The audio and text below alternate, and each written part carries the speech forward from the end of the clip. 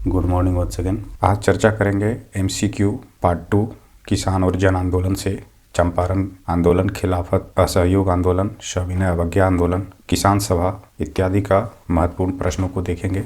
इसी का first part previous video में करवाया गया है, उसे अगर आप नहीं देखे हैं तो प्ले स्टोर में जा कर के देख लें। तो शुरू करते हैं आज का पहला क्वेश्चन।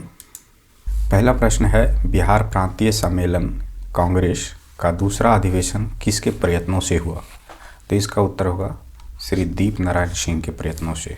ये दूसरा अधिवेशन की बात कह रहा है। दूसरा अधिवेशन प्रांतीय कांग्रेस अधिवेशन श्री दीप नारायण सिंह के प्रयत्नों से आयोजित किया गया था। बिहार प्रांतीय सम्मेलन का पहला सत्र 1908 में सैयद अली इमाम की अध्यक्षता में आयोजित किया गया था। बाबू दीप नारायण सिंह के प्रयत्नों से बिहार प्रांतीय सम्मेलन का दूसरा अधिवेशन कहाँ हुआ था? तो उत्तर होगा भागलपुर, तथा इसकी अध्यक्षता श्री सच्चिदानंद सिन्हा ने किया था। इसे याद रखना है, इसकी अध्यक्षता किसने किया था? तो श्री सच्चिदानंद सिन्हा ने। प्रश्न है, महेश नारायण प्रथम संपादक थे। उत्तर होगा बिहार टाइम्स के। बिहार टाइम्स का प्रकाशन 1894 ईस्वी में श्री सच्चिदानंद सिन्हा, महेश नारायण, कृष्ण सहाय ने शुरू किया था। नाम याद रखना है, सच्चिदानंद सिन्हा, महेश नारायण तथा कृष्ण सहाय। फिर है, महेश नारायण को इसका संपादक बनाया गया। संपादक किसे बनाया गया? तो महेश नारायण को। बिहार टाइम्स पत्र ने बिहार को एक अलग प्रांत गठन करने में महत्वपूर्ण भूमिका निभाई। बिहार हेराल्ड के संपादक गुरु प्रसाद सेन थे।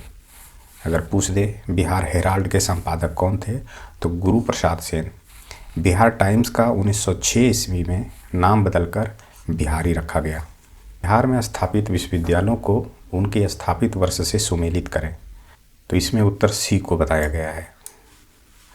पटना विश्वविद्यालय का स्थापना 1917 ईस्वी में हुआ था। बाबा साहेब डॉक्टर अंबेडकर विश्वविद्यालय का स्थापना 1951 में हुआ था। मगध विश्वविद्यालय का स्थापना 1962 में हुआ था और वीर कुंवर सिंह विश्वविद्यालय का स्थापना 1992 में हुआ था। अगला प्रश्न है, बिहार में होम रूल लीग कब स्थापित किया गया? तो इसका उत्तर होगा ऑप्शन ए। इस प्रश्न के एक्सप्लेनेशन को देखते हैं। बांकीपुर पटना में एक सभा ने 16 दिसंबर 1916 को एक होम रूल स्थापित करने का निर्णय लिया गया। महजरूल हक इसके अध्यक्ष बनाया गया। पूछ दे होम रूल के अध्यक्ष किसे बनाया गया? तो उत्तर होगा महजरूल हक। होम रूल आंदोलन के दौरान श्रीमती एनी बेसेंट पटना कब आई? तो उत्तर होगा 18 अप्रैल एवं 25 जुलाई 1918 ईस्वी को। पटना में एक सभा 17 फरवरी 1918 ईस्वी को होम रूल लीग की प्रांतीय समिति के पदाधिकारियों का निर्वाचन हुआ, जिसमें महजरूल हक एवं चंद्रवंशी सहाय अध्यक्ष निर्वाचित हुए तथा गांवों में अभियान चलाने, चंदा एकत्र करने का निर्णय लिया गया। श्रीमती एनी बेसेंट 18 अप्रैल 1918 को पटना आई। दूसरी बार श्रीमती एनी बेसेंट 15 जुलाई 1918 को पटना आई। तो हमें यहाँ पे तारीख और ईस्वी याद रखना है। प्रश्न है, होम रूल लीग के बिहार के संदर्भ में निम्न कथनों पर विचार करें व कूट के माध्यम से सही विकल्प का चयन करें। श्रीमती एनी बेसेंट 25 जुलाई 1918 को जब दूसरी बार पटना आई, तब तक एक भव्य जुलूस में पटना सिटी स्टेशन से पूर्णेंदु सत्यनारायण सिन्हा के भीखना पहाड़ी स्थित आवास पर ले जाया गया। मुजफ्फरपुर जिला होम रूल की स्थापना जनकधारी प्रसाद ने की थी। तो उपर्युक्त में से कौन से कथन सत्य हैं? तो यहाँ पर ऑप्शन बी को सही माना गया है।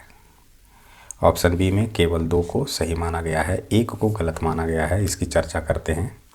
श्रीमती एनी बेसेंट 18 अप्रैल 1918 को पहली बार पटना आई। उन्हें एक भव्य जुलूस में पटना सिटी स्टेशन से पूर्णेंदु नारायण सिन्हा के भीखना पहाड़ी स्थित आवास पर ले जाया गया। श्रीमती बेसेंट बराहमिहिर पुस्तकालय तथा पूर्वेंदु बाबू की संस्था एंग्लो संस्कृति स्कूल देखने भी गई थी। दूसरी बार श्रीमती एनी बेसेंट 25 जुलाई 1918 को पटना आई। शासन सुधारों की विषय में स्थानीय होम रूल नेताओं के विचारों से अवगत होने के उद्देश्य से वेसेंट अन्य लोगों के अतिरिक्त हसन इमाम और सच्चिदानंद सिन्हा से भी मिली। ऑप्शन में दिया गया था कि श्रीमती एनी बेसेंट 25 जुलाई 1918 को जब दूसरी बार पटना आई तो वो पूर्णेंद्र नारायण सिन्हा से मिली थी, जो कि गलत है। ये जब फर्स्ट टाइम जब आई थी तब इनसे इनकी मुलाकात हुई थी और इनके आवास पर वो गई थी। अगला प्रश्न है, निम्न कथनों पर विचार करें व कूट के प्रयोग से सही विकल्प का चयन करें। पहला है, कुर्तोली और खुश्की की 3 कठिया के तहत नील की खेती के तरीके थे। तीनों में सबसे अधिक प्रचलित 3 कठिया था, जबकि कुर्तोली के तहत रैयतों का सबसे अधिक शोषण होता था। हिंदू पेट्रियाट यार के संपादक हरिश्चंद्र मुखर्जी ने पीड़ित किसानों का पक्ष लिया। तो यहाँ पर कहता है कि उपर्युक्त में से कौन से कथन सत्य हैं। तो यहाँ तीनों कथनों को सत्य माना गया है ना। ये सभी तीनों कथन जो है वो सत्य है। यहाँ पर है कि यूरोपीय उत्तर बिहार में 2 प्रकार से नील की खेती करते थे, जिरावत और आसामी वार। आसामी वार के अंतर्गत यूरोपीय नीलहे रैयतों के द्वारा उन्हीं से खेत में नील की खेती कराते थे। इस व्यवस्था के अंतर्गत नील की खेती के 3 तरीके थे, 3 कठिया, कुर्तोली और खुश्की। हम लोग पिछले क्लास के MCQ में जो जिरावत और आसामी वार है इसकी चर्चा किए थे, है ना। तो आप पिछले MCQ को देख सकते हैं। तो यहाँ पर है कि इस व्यवस्था के अंतर्गत नील की खेती के 3 तरीके थे, 3 कठिया, कुर्तोली और खुश्की। इनमें सबसे अधिक प्रचलित 3 कठिया था, जबकि कुर्तोली के तहत रैयतों के पास सबसे अधिक शोषण होता था। पूछ देगा इन पद्धति में शोषण तो तीनों पद्धति में होता था, लेकिन सबसे अधिक शोषण जो किसानों का होता था वह कुर्तोली पद्धति में होता था। फिर है कि हिंदू पेट्रियाट के संपादक हरिश्चंद्र मुखर्जी ने पीड़ित किसानों का पक्ष लिया, है ना। तो इस प्रकार से इसका एक्सप्लेनेशन है। नेक्स्ट प्रश्न है, निम्न में से कितने कथन सत्य हैं। तो दीनबंधु मित्र ने अपने बंगला नाटक नील दर्पण में नील उत्पादन और शोषणकारी व्यवस्था का 1960 ईस्वी में सजीव चित्रण किया। दूसरा है, नील दर्पण का अंग्रेजी में अनुवाद बंगला के सुप्रसिद्ध कवि मधुसूदन दत्त ने 1861 में किया था। फिर है, ब्रिटिश सरकार ने चंपारण के पूर्व मजिस्ट्रेट WR गोरले को रैयतों की शिकायतों की जांच के लिए नियुक्त किया था। तो यहाँ पर हमें कूट के सहायता से सही विकल्प का चयन करना है। तो इन सभी को सही माना गया है, कूट में इन सभी को सही माना गया है। देखते हैं सही कथन। दीनबंधु मित्र ने अपने बंगला नाटक नील दर्पण में नील उत्पादन के शोषणकारी व्यवस्था का 1860 में सजीव चित्रण किया था। ऐसा भी प्रश्न पूछ देगा कि नील दर्पण जो है उसके लेखक कौन है, तो उत्तर होगा दीनबंधु मित्र। इसके अलावा है, नील दर्पण का अंग्रेजी में अनुवाद बंगला के सुप्रसिद्ध कवि मधुसूदन दत्त ने किया था, है ना, याद रखना है। इन्होंने क्या किया था, अंग्रेजी में इसका अनुवाद किया था। कब किया था, 1861 ईस्वी में। फिर है, अत्याचार से त्रस्त होकर उत्तर बिहार के रैयतों ने 1867 ईस्वी में विद्रोह कर दिया। विद्रोह की आग सर्वप्रथम लाल सरैया कोठी में फूटी और वहां से अनेक दूसरे स्थानों में फैल गई। ब्रिटिश सरकार ने चंपारण के पूर्व मजिस्ट्रेट WR गोरले को रैयतों की शिकायतों की जांच के लिए नियुक्त किया। गोरले ने 20 दिसंबर 1908 को बेतिया पहुंचा और पूरी छानबीन के बाद सरकार को अपनी रिपोर्ट सौंप दी। लेकिन केंद्रीय तथा प्रांतीय परिषदों द्वारा मांग किए जाने वाले भी इस रिपोर्ट को प्रकाशित नहीं किया। तो इस प्रकार से हमें तीनों कथन सही प्राप्त होता है। इस प्रकार से हम देखते हैं कि तीनों कथन सही है। फिर है, पेन चर्चा क्या है। पहला है, कृषकों से हल के बदले 3 रुपये सालाना लिया जाने वाला। दूसरा है, लड़की की शादी के समय कोठी वाले द्वारा 1 रुपये की दर से लिया जाने वाला कर। फिर है, रैयतों की कोठी वालों की बीमारी के खर्च के लिए दिए जाने वाला कर। लास्ट में है कि नहर के पानी जो सिंचाई के लिए लिए जाता था उसके बदले लिए जाने वाले कर। तो इसका उत्तर है ऑप्शन डी, नहर से के पानी जो सिंचाई के लिए लिए जाता था उसके बदले लिए जाने वाला कर। एक्सप्लेनेशन को देखते हैं। जब तक रैयतों कोठी के लिए नील बोते रहे तब तक उनको नील की खेती की सिंचाई के लिए पानी मुफ्त मिलता रहा। लेकिन जब 1908 ईस्वी में कोठी ने नील बोना बंद कर दिया, तब रैयतों ने पानी के लिए बीघा 3 रुपये वसूला जाने लगा। इस व्यवस्था का नाम पेन खर्चा पड़ा। पेन मतलब नहर को कहा जाता है ना, ये याद रखना है। फिर है चंपारण में अंधेरा नामक लेख का प्रकाशन किसके द्वारा किया गया था? तो इसका उत्तर है गणेश चंद्र विद्यार्थी के द्वारा। एक्सप्लेनेशन को देखें तो बिहार के कृषक नेता राजकुमार शुक्ल ने चंपारण के समस्या को कांग्रेस एवं गांधी जी के समक्ष उठाने का कार्य शुरू किया। राजकुमार शुक्ल कानपुर में प्रताप समाचार पत्र के संपादक गणेश विद्यार्थी से जाकर मिले और कृषक शोषण के बारे में बताया। 4 जनवरी 1915 को गणेश चंद्र विद्यार्थी ने प्रताप में चंपारण में अंधेरा नामक लेख का प्रकाशन किया। निम्न में से किस समाचार पत्र में नीलहों के अत्याचार के विषय में निबंध प्रकाशित हुए थे? तो उत्तर होगा सभी, भारत मित्र, बिहारी और प्रताप। उपर्युक्त सभी समाचार पत्रों में नीलहों के अत्याचार के ऊपर निबंध प्रकाशित हुए हैं। इन समाचार पत्रों के अलावा हितवार्ता, अभ्युदय, हिंद केसरी आदि समाचार पत्रों में भी नीलहे साहबों और उनके कर्मचारियों के अत्याचारों की भर्त्सना की गई थी। नेक्स्ट प्रश्न है, कांग्रेस के किस अधिवेशन में राजकुमार शुक्ल व ब्रजकिशोर प्रसाद सहित कुछ बिहारी नेता महात्मा गांधी से मिले? तो उत्तर होगा लखनऊ अधिवेशन। दिसंबर 1916 ईस्वी में लखनऊ में आयोजित कांग्रेस के 31वें अधिवेशन में राजकुमार शुक्ल व ब्रजकिशोर प्रसाद सहित कुछ बिहारी नेता महात्मा गांधी से चंपारण की समस्या को लेकर मिले थे। प्रश्न है, महात्मा गांधी को नील कृषकों की दुर्दशा देखने हेतु चंपारण आने का न्योता राजकुमार शुक्ल ने दिया था। राजकुमार शुक्ल 3 अप्रैल 1917 ईस्वी को गांधी जी से कहाँ मिले थे? तो उत्तर होगा कलकत्ता। राजकुमार शुक्ल ने लखनऊ अधिवेशन में भाग लेकर महात्मा गांधी से भेंट की तथा चंपारण की किसानों की दुर्दशा से परिचित कराया। उन्होंने चंपारण आने का न्योता दिया। गांधी जी ने राजकुमार शुक्ल को अप्रैल 1907 ईस्वी को कलकत्ता में मिलने के लिए पत्र लिखा था। 3 अप्रैल 1917 ईस्वी को राजकुमार शुक्ल गांधी जी से कलकत्ता में भूपेंद्र नाथ बसु के घर पर मिले थे।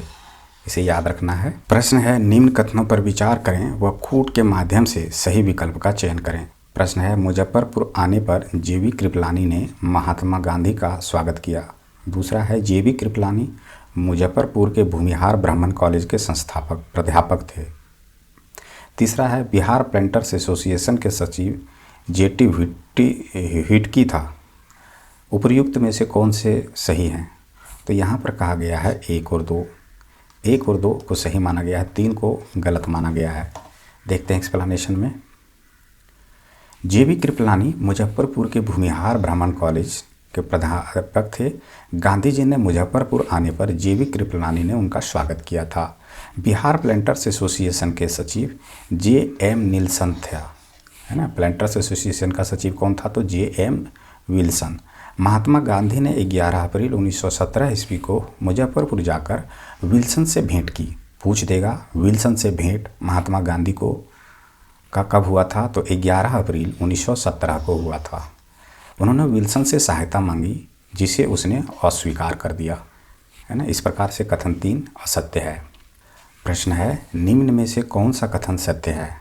15 अप्रैल 1917 ईस्वी को महात्मा गांधी बाबू धरणीधर और रामनवमी प्रसाद के साथ मुजफ्फरपुर से मोतिहारी के लिए प्रस्थान किया। दूसरा है, महात्मा गांधी मोतिहारी के जसोली पट्टी गांव में सर्वप्रथम ठहरे थे। तीसरा है, W.B. हाईकॉक चंपारण जिला मजिस्ट्रेट था।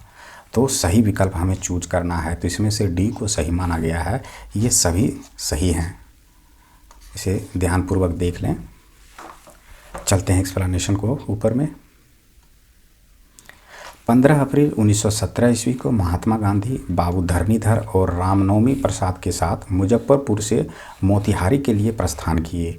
वे 16 अप्रैल को सर्वप्रथम मोतिहारी के जसोली पट्टी गांव में पहुंचे। नाम याद रखें, मुजफ्फरपुर मोतिहारी के जसोली पट्टी गांव। फिर है, चंपारण के जिला मजिस्ट्रेट W.B. हाईकॉक कौन थे? जिला मजिस्ट्रेट तो W.B. हाईकॉक थे। उसने गांधी जी को चंपारण जिला छोड़ने का आदेश दिया। प्रश्न है, निम्न में से क्या सही नहीं है? चंपारण एग्रीगेरियन समिति का अध्यक्ष FG सलाई था। चंपारण एग्रीगेरियन समिति की प्रथम बैठक 17 जुलाई 1917 ईस्वी को मोतिहारी में हुई थी। फिर है, LF मोगेर्ड तिरहुत डिवीजन का कमिश्नर था। उपयुक्त में से सही, तो इसमें से हमें गलत चूज करना है, जिसे बी बताया गया है कि चंपारण एग्रीगेरियन समिति की प्रथम बैठक 17 जुलाई 1917 को हुई थी मोतिहारी में। ये गलत है। एक्सप्लेनेशन को देखते हैं। चंपारण में कृषि की स्थिति के जांच हेतु चंपारण एग्रीगेरियन समिति की नियुक्ति की गई। इस समिति का अध्यक्ष मध्य प्रदेश के आयुक्त FG सलाई को बनाया गया है ना। किसे बनाया गया था? FG सलाई को। महात्मा गांधी, G रेनी L, G Adani, DJ read, LC एडमी और हरिप्रसाद नारायण सिंह अन्य सदस्य थे। चंपारण एग्रीगेरियन समिति की प्रथम बैठक 17 जुलाई 1917 ईस्वी को बेतिया में हुई थी। याद रखें। LF मॉर्गेट तिरहुत डिवीजन का कमिश्नर था। इस कारण से बी ऑप्शन को असत्य माना गया है। ऑप्शन बी में दिया गया था कि इसकी बैठक मोतिहारी में हुई थी, है ना, चंपारण एग्रीगेरियन समिति की, लेकिन नहीं, मोतिहारी में नहीं हुई थी, बेतिया में इसकी बैठक हुई थी। अगले प्रश्न की ओर चलते हैं। प्रश्न है, महात्मा गांधी ने 14 नवंबर 1917 को किस स्थान पर स्कूल स्थापित किए थे? तो इसका उत्तर होगा बी, बड़हरवा लखनसेन। 14 नवंबर 1917 ईस्वी को महात्मा गांधी ने पहला स्कूल बड़हरवा लखनसेन गांव में स्थापित किए। यह गांव बेतिया राज की जमींदारी में था। गांधी जी ने भिटरवा गांव में दूसरा स्कूल खोला। तो दूसरा स्कूल की बात होगा तो भिटरवा गांव होगा। नेक्स्ट प्रश्न की ओर चलते हैं। राजकुमार शुक्ल किस गांव के निवासी थे? तो उत्तर होगा मुरली भरावा। राजकुमार सिंह मुरली भरावा गांव के निवासी थे। महात्मा गांधी, ब्रजकिशोर प्रसाद एवं विंध्यवासिनी प्रसाद इस गांव में आए थे। अगले प्रश्न की ओर चलते हैं। चंपारण एग्रीगेरियन समिति ने अपनी सिफारिशों को कब प्रस्तुत किया? तो इसका उत्तर होगा ऑप्शन बी, 4 अक्टूबर 1917 को। डेट याद रखें। एक्सप्लेनेशन में है, बिहार के लेफ्टिनेंट गवर्नर एडवर्ड गेट और एग्जीक्यूटिव काउंसिल के सदस्यों ने गांधी जी की रांची में 3 दिनों तक वार्ता हुई। ये वार्ता हुई थी जून में 1917 को। इसके फलस्वरूप चंपारण में कृषि स्थिति की जांच करने को एक जांच समिति की नियुक्ति की गई तथा इसे चंपारण एग्रीगेरियन समिति का नाम दिया गया। इस समिति के अध्यक्ष मध्य प्रदेश के आयुक्त FG आई थे। समिति की पहली बैठक 17 जुलाई 1917 ईस्वी को हुई थी। समिति में 3 अक्टूबर 1917 को सर्वसम्मति से एक रिपोर्ट को अंतिम सहमति दे दी तथा उसे बिहार सरकार के समक्ष 4 अक्टूबर 1917 ईस्वी को प्रस्तुत कर दिया। तो इस प्रकार से इस प्रश्न का एक्सप्लेनेशन था। नेक्स्ट प्रश्न की ओर चलते हैं। प्रश्न है, चंपारण आंदोलन में महात्मा गांधी के सहयोगी थे? उत्तर होगा सभी। राजेंद्र प्रसाद थे, अनुग्रह नारायण सिंह थे, मजहरुल हक थे। इसके अन्य सहयोगी थे पोलाक, शंभू शरण, रामनवमी प्रसाद व राजकुमार शुक्ल। नेक्स्ट प्रश्न की ओर चलते हैं। चंपारण एग्रीगेरियन सोसाइटी के सिफारिशों में क्या शामिल था? तो इसमें है उपर्युक्त सभी, जिसमें है बंदोबस्ती स्वेच्छा से हो, 3 कटिया प्रथा समाप्त कर दी जाए, बढ़े हुए लगान का 1.4 हिस्सा छोड़ दिया जाए तथा शेष 3/4 हिस्सा ज्यों का त्यों बना रहे, नगद वसूली की राशि में 20% वापस कर दिया जाए तथा शेष रुपया रैयत छोड़ दें। तो इस प्रकार से सोसाइटी की सिफारिशें थी। चंपारण एग्रीगेरियन समिति ने 3 अक्टूबर 1917 ईस्वी को सर्वसम्मति से एक रिपोर्ट पर अंतिम सहमति दे दी तथा उसे बिहार सरकार के समक्ष 4 अक्टूबर 1917 को प्रस्तुत किया। रौलट एक्ट के विरोध में बिहार में सत्याग्रह दिवस कब मनाया गया? तो इसका उत्तर होगा डी, 6 अप्रैल 1919 ईस्वी को। रौलट एक्ट के विरोध में महात्मा गांधी ने 30 मार्च 1919 को देशव्यापी हड़ताल करने का निर्णय लिया, जिसे बाद में बदलकर 6 अप्रैल 1919 कर दिया गया। इसी निर्णय के आलोक में बिहार में पटना में 4 अप्रैल 1919 ईस्वी को एक सभा की गई। इस सभा की अध्यक्षता मजहरुल हक ने किया, जिसमें सैयद हसन इमाम, पूर्णेंदु नारायण सिन्हा, डॉक्टर राजेंद्र प्रसाद आदि शामिल हुए। 6 अप्रैल 1919 ईस्वी को सत्याग्रह दिवस मनाया गया। नेक्स्ट प्रश्न की ओर चलते हैं। निम्न कथनों पर विचार कीजिए व दिए गए कूट के प्रयोग से सही विकल्प का चयन करें। गांधी जी की अमृतसर जाते समय गिरफ्तारी की सूचना 19 अप्रैल 1919 ईस्वी को पटना पहुंची। पटना बाजार से हसन इमाम की अध्यक्षता में एक विशाल जुलूस 6 अप्रैल 1919 को निकली थी। सत्याग्रह आंदोलन के नेताओं ने हिंदू मुस्लिम एकता पर जोर दिया। उपर्युक्त कथनों में कौन से कथन सत्य हैं? तो इसका उत्तर होगा ऑप्शन सी, 1, 2, 3 तीनों सही है। नेक्स्ट प्रश्न की ओर चलते हैं। प्रश्न है, खिलाफत आंदोलन के विषय में दिए गए कथनों पर विचार करें व सही विकल्प का चयन करें। पहला है, तुर्की पर ब्रिटिश सरकार द्वारा थोपे गए शर्तों के विरोध में खिलाफत आंदोलन प्रारंभ हुआ। दूसरा है, बिहार सहित पूरे भारत के मुस्लिम तुर्की के खलीफा को अपना धार्मिक प्रधान मानते थे। तीसरा है, महात्मा गांधी ने खिलाफत आंदोलन में सक्रिय रूप से भाग लिया।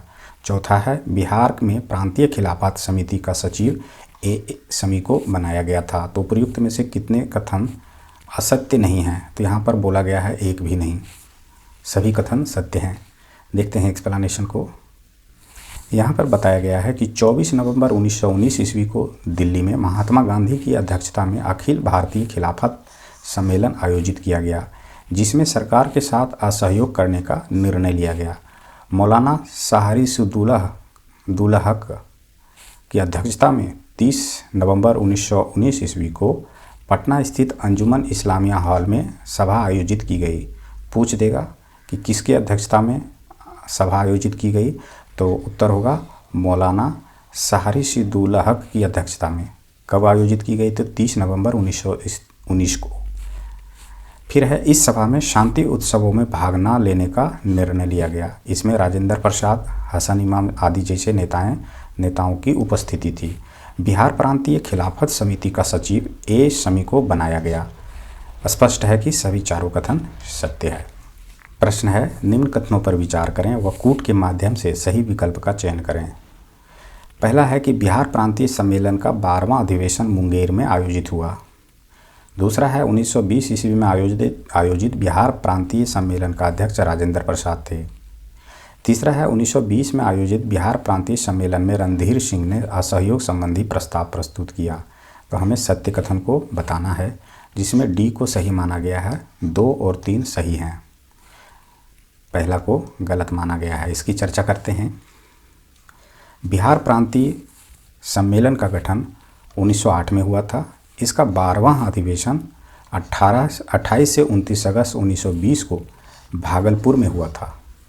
राजेंद्र प्रसाद ने इसकी अध्यक्षता की थी। तो इस प्रकार से जो पहला ऑप्शन है कि 12वां अधिवेशन मुंगेर में हुआ था, ये गलत है, भागलपुर में इसका आयोजन हुआ था। नेक्स्ट प्रश्न की ओर चलते हैं। प्रश्न है, असहयोग आंदोलन के दौरान बिहार परिषद के चुनाव से अपनी उम्मीदवारी वापस लेने वाले में निम्न में से कौन शामिल नहीं था? तो इसका उत्तर होगा महेंद्र प्रसाद। प्रश्न है, बिहार राष्ट्रीय महाविद्यालय के संदर्भ में दिए गए कथनों पर विचार करें व कूट के प्रयोग से सही विकल्प का चयन करें। पहला है, इसकी स्थापना असहयोग आंदोलन के दौरान 5 फरवरी 1921 ईस्वी को हुई। दूसरा है, बिहार राष्ट्रीय महाविद्यालय का प्राचार्य राजकिशोर प्रसाद को बनाया गया था। तो उपयुक्त में से कौन से कथन सही नहीं हैं? तो सिर्फ बी को माना गया है। ये कथन क्या है? सही नहीं है। एक्सप्लेनेशन को देखते हैं। महात्मा गांधी के प्रयत्न से फजलुल रहमान और राजेंद्र प्रसाद पटना गया रोड पर 5 जनवरी 1921 ईस्वी को बिहार राष्ट्रीय महाविद्यालय की स्थापना की।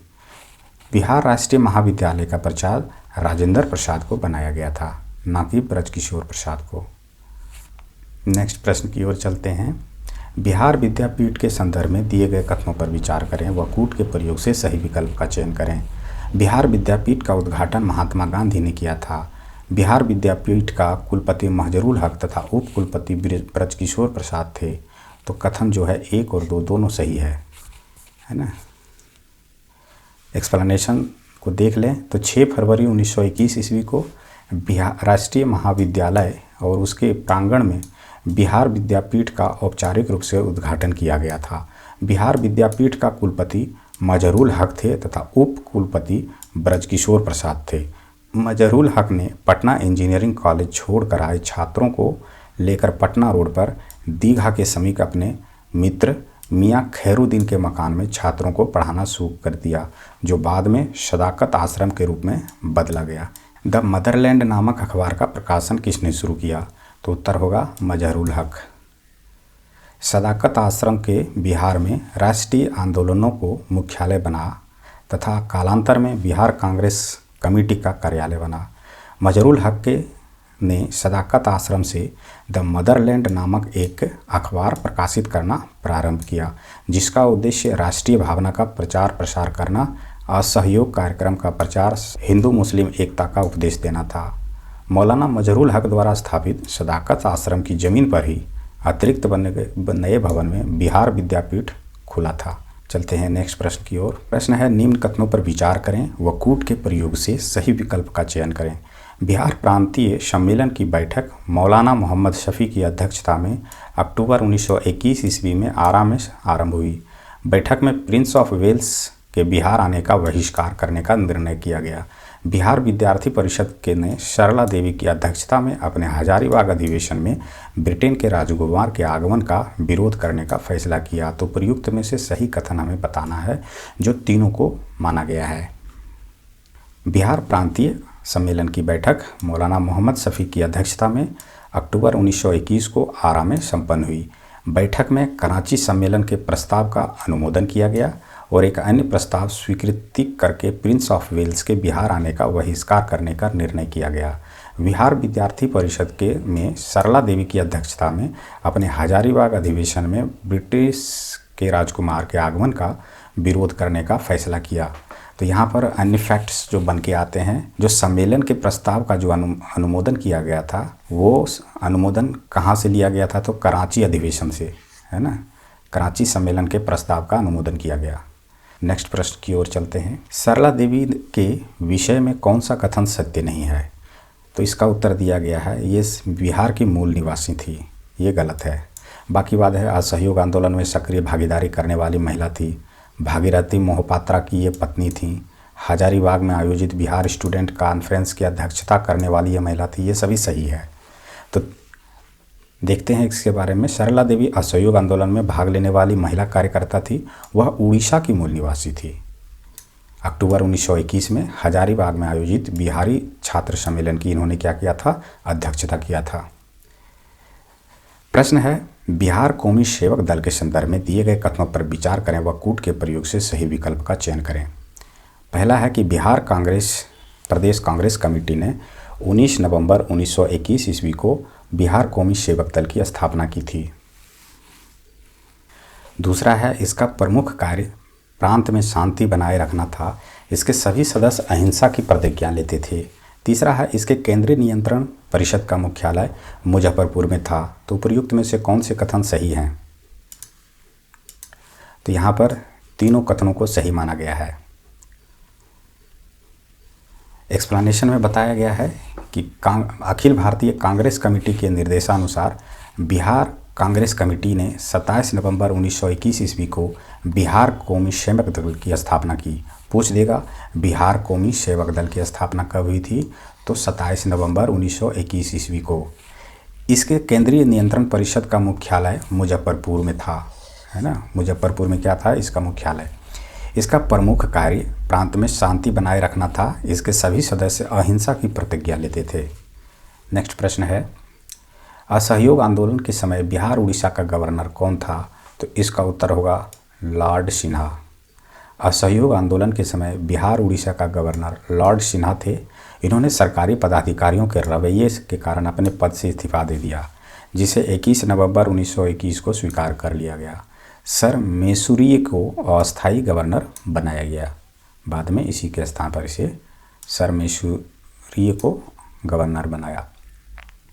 प्रश्न है, बिहार में स्वराज पार्टी के संदर्भ में दिए गए कथनों पर विचार करें व सही विकल्प का चयन करें।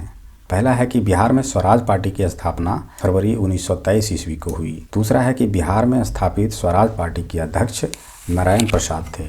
तीसरा है बिहार शाखा की स्वराज पार्टी की द्वितीय बैठक गया में अरुणंजय साहब वर्मा की अध्यक्षता में हुई। तो उपर्युक्त में से कौन से कथन सत्य हैं?